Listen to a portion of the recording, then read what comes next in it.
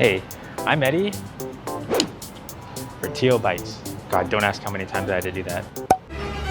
So about 3 weeks ago, Toronto Patios opened up, but one of the rules is that they have to keep the tables 2 meters apart, which is all fine and dandy, but how do you effectively keep people 2 meters apart then? So we're gonna go around downtown Toronto and just have a look at a couple of them and see what they're doing.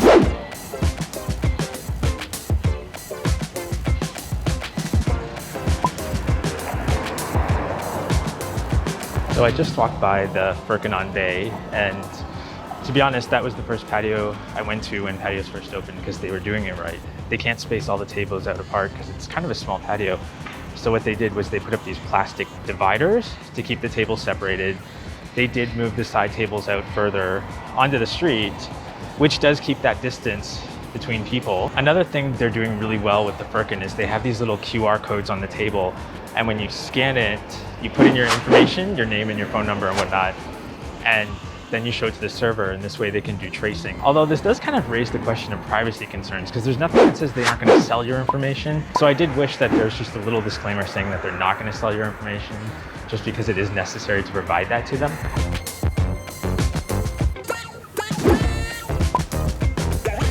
So we just did a quick walk by of Mullins. There's no one there right now, but I was there the other night, and they're doing pretty good at keeping 4 tables separated because they don't have a huge patio. But generally, it's not too crowded at that location. It's not the most popular bar.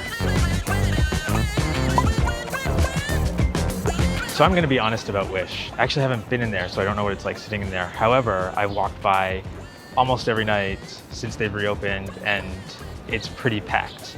And some of these tables are not separated far enough. You're basically sitting next to the people that you don't even know.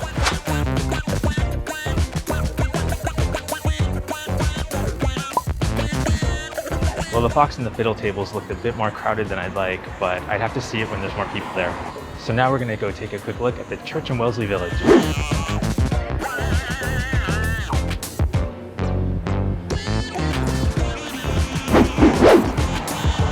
So they're doing something pretty cool here, which is happening up around a lot of different places around the city.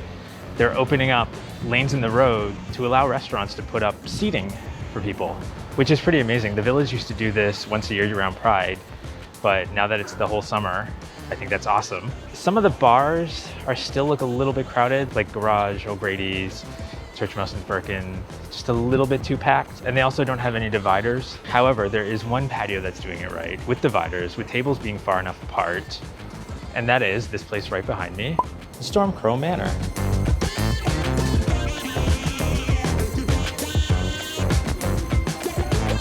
So here's the situation, guys. This pandemic stuff is still relatively new. Restaurants are still trying to figure stuff out. Some places have larger patios and can do more social distancing accommodation, while others are tiny and they're still trying to figure things out. But guess what? You have a choice. It's your choice whether you want to go to that patio or not. There are some out there that are doing well at social distancing, some not so well, but everyone's trying. And at the end of the day, keep your mask on, wash your hands, and you'll be fine. Bye-bye. How do vloggers do this? There's so many people just walking by staring at me.